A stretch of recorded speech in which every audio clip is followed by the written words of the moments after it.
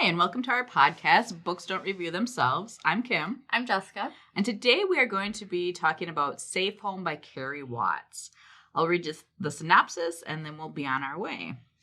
When Claire Lucas is woken by her husband asking where the baby son is, she is dazed and confused. When she follows Darren into their child's room, she hears nothing but silence. No baby cries, no cute gurgles. The only thing left in Finley's cot is his beloved teddy bear. Finley has gone. Detective Jessie Blake rushes to the family's modern home in the rugged Scottish Highlands. She notices that Darren avoids eye contact, and Claire seems disconnected, unable to account for the last few hours of her afternoon. Jessie knows there's no normal response to losing a child, but something doesn't feel right. Friends rally around the young family as a search of the narrow lanes and green hills of Moncrieff begins in earnest. And as helpers battle the wild Scottish weather, Jessie is sure that someone in the search party must know more than they're letting on. Someone must have seen something. As a ghost from her own past comes back to haunt her, Jessie must put aside her own personal tragedy to save baby Finley. Can she get the people of the small town to talk before it's too late? Can she? Of course she can. All right. So, first thoughts. Let's shout out how many stars we're going to give it before we pollute it with our other thoughts. I think I would give this about 4. Would you? Yeah. I'm giving it a 3. I'm on the fence. Just because to me it was a little hard to follow. Uh-huh. I liked the story. I didn't have a problem with, but it was just the writing was hard to follow. It was. And so many damn D names. I was like, because we got a Dylan, we got a Darren, we got a Diane, and I think we had a Dave. And I'm just like... Dan and a Dan. Yep. I'm just like, okay. And then you have like your Gertrude. your rando, weird name, which is good because that sticks out. And for me, I started this book. I always start books before I go to bed. So I started it, and then I put it down for like a week, and I started reading something else. I was maybe like, these are short chapters. Right, yeah. So I was maybe like 10 chapters into it. And when I picked it up after that week, I'm like, I could not remember like who was who at all. So I'd say if you are going to read this book, like... You need to read it within like a few days. Exactly. Don't stop. Otherwise you'll be like, who's that again? And like normally I don't look at the reviews for books. Usually you're the one who does that before we talk. I did this time because I had read it a bit ago. And so I needed a refresher. Mm-hmm. And people kept saying over and over again that they were just like, they were confused with the people or that there were so many people. And there was a lot of people. Yes. Like, because that's the thing is like I felt like I flew through it because of the fact it was short chapters. Mm-hmm. Something about that just makes it go quicker. Mm-hmm. But then I also found myself almost skimming. Yes. And then like just catching on some of like the big thing, the big parts. But there was a lot of times that I almost felt like I had to skim because I didn't necessarily know what was going on or who was who. You're like, so you need to skim so you can find out. You know the gist of like, okay, this happened and you're trying to find out what happened. So I'm basically just kind of looking for the details that are going to lead me to what happened because it's like you said, you had Darren and then Dylan. Was it Darren? Yeah. Darren, Dylan, and then Dan. And Diane was the neighbor. Yeah. And so it's like I was getting really confused. And then there were a couple parts where like Diane was tied in with someone else. Mm-hmm. Besides her husband, someone else besides that. Yeah. And you're just like...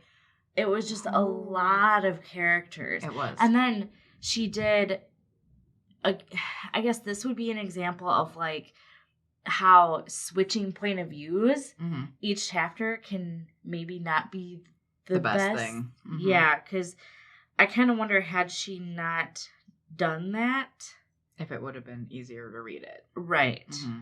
And for me, it wasn't a matter of skimming this one. It was a matter of, I was like bored at times. It was slow. And I'm just like, and you would think, I mean, the genre that it's supposed to be is a psychological thriller. Mm-hmm. No. Yeah, I didn't get... There's no psychological about it to me. I thought it was suspense. I'll give it a suspense. But even then, it wasn't overly suspenseful. No. Like, we had talked about what happened that night. Yeah. By Jana Cameron. Well, and I feel like... We're going to compare every book to that now. I read that first. So, like, coming off of that to this. It was even slower. Yes. Mm-hmm. And it wasn't as suspenseful as I was expecting. Yeah. And that's what I was thinking. I'm like, since I did come off of that book too, I read this one after. That's why I also read other people's reviews, just to see if it was just me, you know, but because of what you had read previously. Yeah. Exactly. And I mean, what did you think of the story? The story was fine. I think some of her red herrings, like, she just had extra people in, and they were used as the red herring, and then that was it. And to me, I'm like, did you suspect? I didn't. I was surprised by the killer. Yeah. I was totally surprised. But at the same time, I felt like, I mean, that's great that I was surprised, and that made me happy. But at the same time, I felt like you just threw that on. You know, right? Just like, it was almost like it. You didn't feel tricked. It was just like you were given like a jumbled up like information. Mm-hmm. So it's like there's no way I was gonna be able to pick apart. And I feel like that takes a little bit of the fun out of the book, out of thrillers or suspensive, because that whole point is, you know, you're wondering who did it, or you'll read something and think, okay, I know who did it, or whatever, and you want to know at the end if you're right or not. And I felt like, was this the writer just knowing that her book wasn't that strong? So she's like, oh, if I put a complete surprise ending, you know, people will be like, wow, what a shocking ending. Yeah. Which to me, that's bullshit, but... Yeah, and then the other thing was some of the characters... like you said, they didn't go anywhere. You're just like, she used them for, you know, it could be this person. Added. Exactly. Yeah. And those two brothers that were in the garage, what was their purpose? Did I like totally miss something? Because it kept feeling like they were going to be like, it was going to be like human trafficking or something through them, you know? Yeah. And then it wasn't. And I'm just like, why are they there? Well, and that's the other thing. Like, when I started reading this, I probably was maybe 20 chapters in.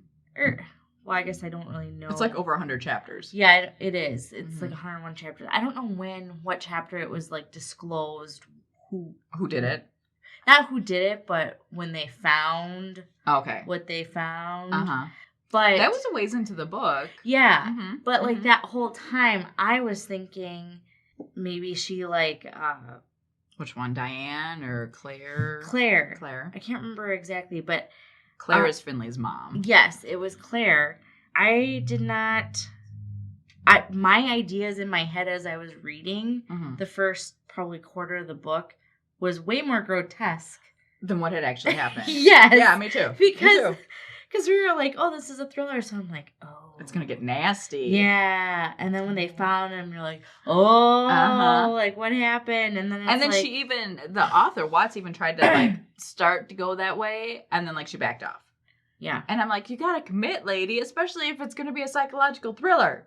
I want thrills.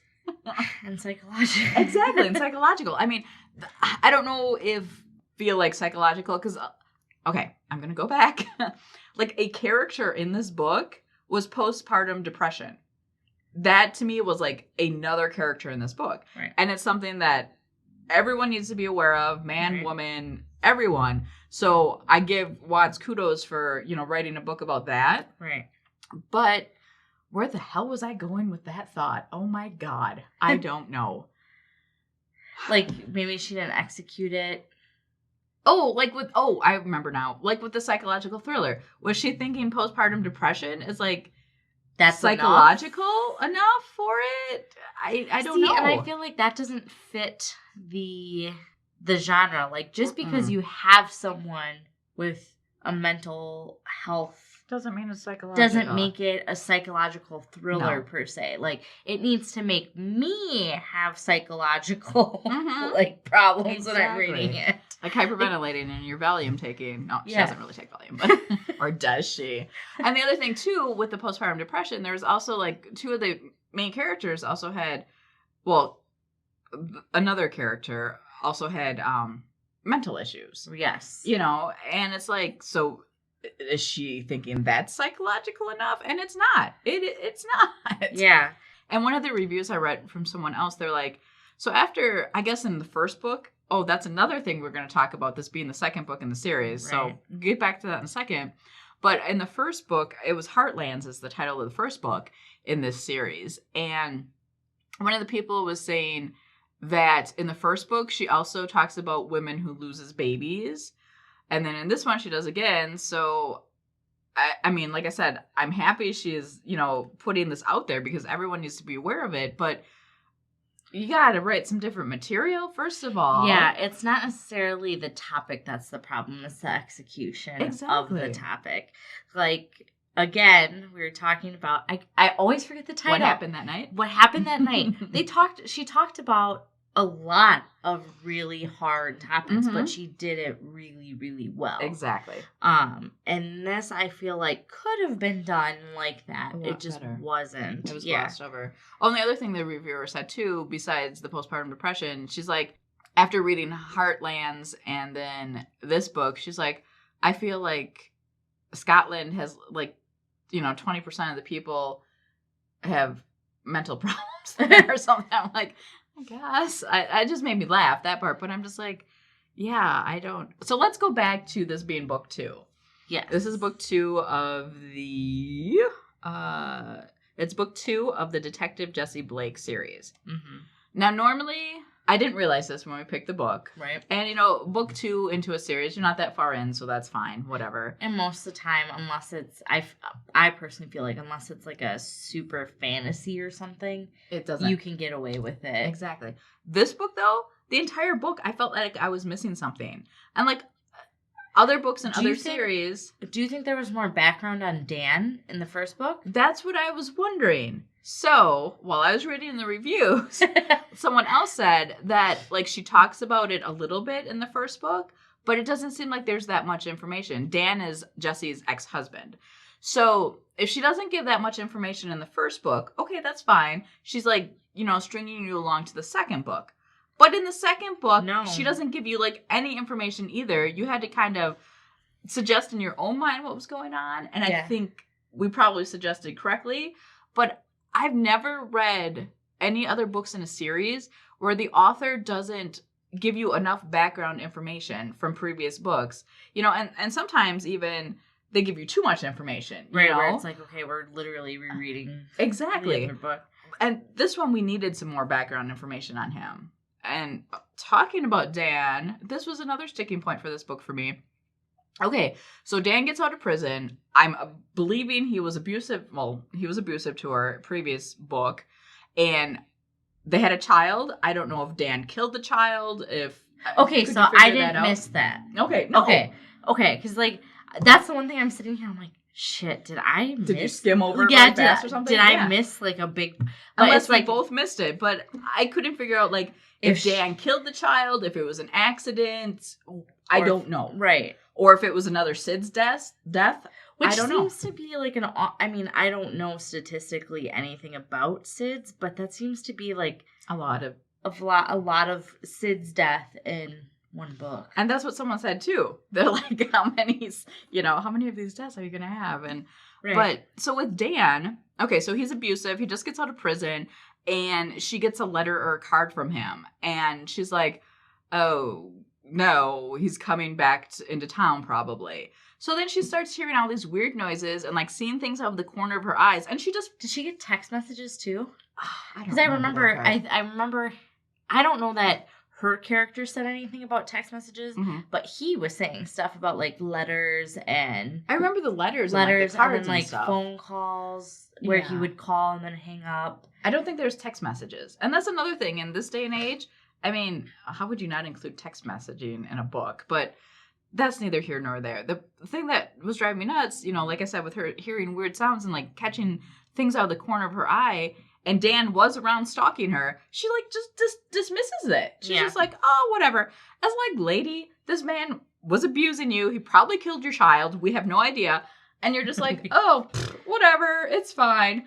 That annoyed the F out of me. I'm just like, what? Wasn't there one part where she like stepped out of her apartment or something. And he's like behind the garbage cans. Or like hiding in the bush or something. I'm just like, what? And you're a police detective, so you have like the resources where you can be like, hey, patrolman, can you do a sweep by my house? You know?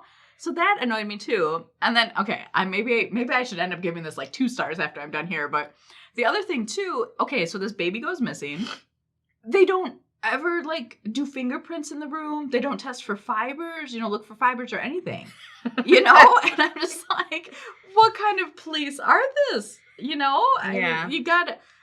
So, okay, I don't care if you're thinking it's the family. In most cases it usually is, but you still got to test for it. And they didn't even do any of that, you know? Because once it's contaminated. And there's people walking in and out. Yeah. I'm just like, what the F? And they were also saying that this is a police procedural. Okay, I'm sorry. That is not. It's not even close. Where's all the scientific, evidence, fingerprints and so on and so forth? What else? I had like 3 other things with that. I was not amused with that. Scientific information, crime scene investigation. Like, they weren't investigating the crime scene. They were just wandering off.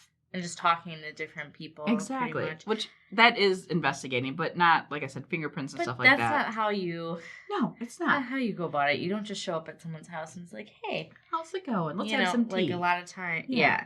And the other thing, too, was the in-depth interrogations, like in the interrogation rooms. They were really boring, and then there was no courtroom drama at all. So to me, those are like 4 basic things in a police procedural, and this didn't have any, or it was very light on what it was. Right. So I was not pleased with that either. What did you think about having like you have the whole police investigation, you have a missing child, you have mental health problems, and then you have like these affairs just like tossed in there. Yeah. What did you think of the affairs? Like, how do you mean? I don't know. I just felt like it was cliche. He's having an affair with her because his wife is pregnant and not paying attention to him. It's like, come on, dude. If don't ruin your marriage for this. He keeps saying he loves his child. Okay, you're gonna ruin your marriage. So you may love your child, but that's not gonna be a good relationship. Go wank it in the woods or go get a prostitute. Something. Don't have an affair. Because thing that kept bothering me about that is I thought it was going to lead to something more. And it never did. Like, I thought, like, maybe, what's her name? It starts with an M. Is it Maddie, Martha, Molly? Which one is Molly, maybe? I don't know. I wrote down some of the names because there were so many, but... There's literally... I mean, how many characters do you think there were? 20? Maybe more? I don't know. And if it's an Agatha Christie novel, okay, fine, I'll allow it. But no, not in this one. And all the D names, stop it. There are so many. You could have had like a Mike and a Steve and a Jeff. You didn't need to have all those stupid D names. Anyway, where are you going with the affair? But I was starting to think like, whatever her name is, it starts with an M. And the one who was having the affair with the husband. Is that your check? Yes. Yeah. Okay. I was thinking, oh, she killed. Or I just thought it was going to spin off into more. Yeah.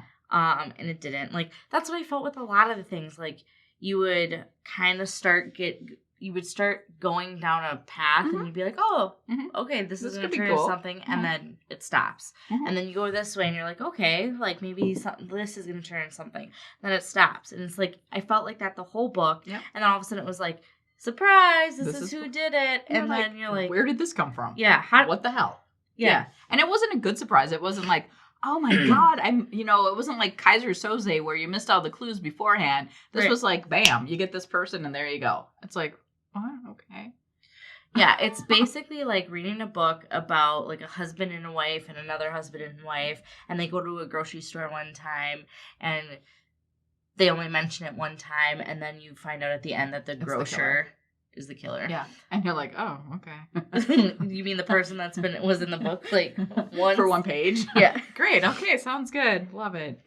Yeah, I just was not impressed. And I wanted to be. What are you going to say? I'm sorry. The other thing that bothered me, how did you feel about how the book ended? Like what part of the ending? Like just like how it completely ended. I don't remember. Are you going to read some to me or what? Do I need to look really quick? I can. Okay. But basically, it's where Dan was. Oh, yeah. So she's putting it up for book 3. She's giving you this for book 3. I don't want to read book 3. Yeah, because that's the thing is, like, I finished it. I'm like, what? Like, It's like, oh, I'm maybe not the best writer, and I didn't really give these people much reason through character development or liking the characters to want them to come back to book 3. So I'll stick this little thing on the end, and hopefully that entices them enough to read book 3. It made me confused. Let me read it again. It basically, it's where, I'll read, like, just the last chapter. It's really short. Okay. Dan Holland felt more settled than he had for a very long time. He hung up his phone and punched the air with delight, then corrected himself when he realized the council housing officer had seen him, but she grinned. Good news, I'm guessing, she asked, pulling a pen from her bag. Yes, he coughed to compose himself. I had a job interview yesterday. Not much, just a kitchen porter position, but that was them. He shrugged. I got the job. Mm-hmm. Wow, that's good news. I'm really happy for you. She laid the tenancy agreement on the window ledge in the Flats kitchen. Music from the upstairs neighbor drifted into the room. Yes, I'm finally getting my life together. It's been a long time coming, he sighed. But I'm getting there. Dan held the pretty young woman's green eyes, then looked away. Well, there you go, Mr. Holland. She handed Dan 3 keys that all look the same and a larger one. The big one is your shed key. The numbers are on the doors. You'll find it easy enough. Okay, well, if there's nothing else, enjoy your new home. She zipped up her bag and slung it across her arm. If you have any questions, my number is on the back. Thanks a lot. I really appreciate your help. No problem. Good luck with your new job as well, she added before closing the front door behind her. Dan stood with his back to the door. He pulled his phone from his pocket and pressed the number next to the letter J. He listened to it ring out and then hung up. Okay, so in my mind, he's got a place now so he can keep stalking his wife, Jessie. And then he calls her at the end because the letter J, and then he hangs up on her because he's a creepy stalker. Now, the thing that stood out to me in that chapter is... and that is a chapter. That is a chapter. That's how short the chapters are. That's why this book was 100 chapters. 101. The thing that stood out to me was the 3 keys and the one being the shed. So where my mind instantly goes... That he's going to end up putting somebody in the shed. Yeah. Yeah. But then you have the epilogue. Okay. And then the epilogue talks about him, like, basically stalking Jessie while she's out at a coffee shop. Mm-hmm. With Benito. Yeah. Uh-huh. And then it says the bin lorry rolled away after consuming the contents of the cafe's wheelie bin. That's a garbage can for us Americans. Dan tugged the baseball cap he was wearing down over his eyes and pulled up the collar of his jacket, then walked away, his body obscured by the slow-moving vehicle until he turned the corner onto George Street and on towards his flat. A moment later, Jessie caught sight of the sun peeking over the top of St. John's Kirk and smiled. The end. Yeah. So I'm just like, so basically he went, looked through this cafe, and then was like, okay, and then walked off, and she looked in his direction and smiled. So I'm like, did she see him? Did she see him? Was there a connection? Like, what was the purpose of this epilogue? Yeah. Like, had you just ended it with her going out with coffee or whatever and, like, a relationship brewing, okay, whatever.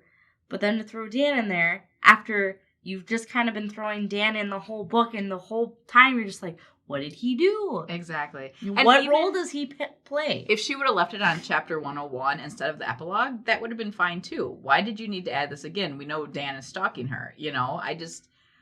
Like I said, I felt like it was just the writer or the editor or someone was like, you need to have something to try to entice these people to read book 3. And she's like, oh, I'll just put this in.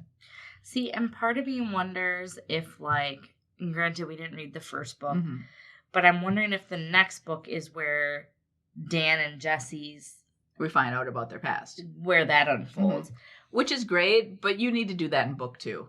You need to do something. Yes. You need to You do don't need something to give me in the everything, meantime. but you need to give me more. Right. You know, it tantalizes a bit in book 1, you know, because you're introducing all the characters and stuff. That's fine. But in book 2, we need more information. Yeah.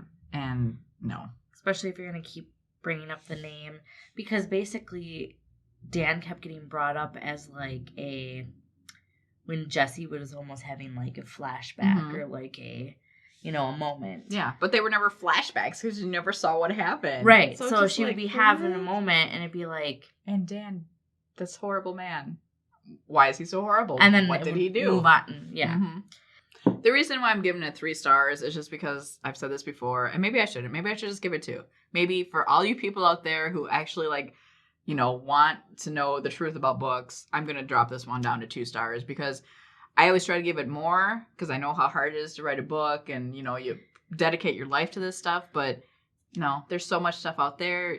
Read good stuff, Yeah, and I honestly think I might drop mine down to like a 3 just because I think the story has potential, but I'm kind of indifferent. Exactly. And I think had I not read it, I wouldn't have been missing anything in this world. Besides the fact that it has potential, I totally agree with that.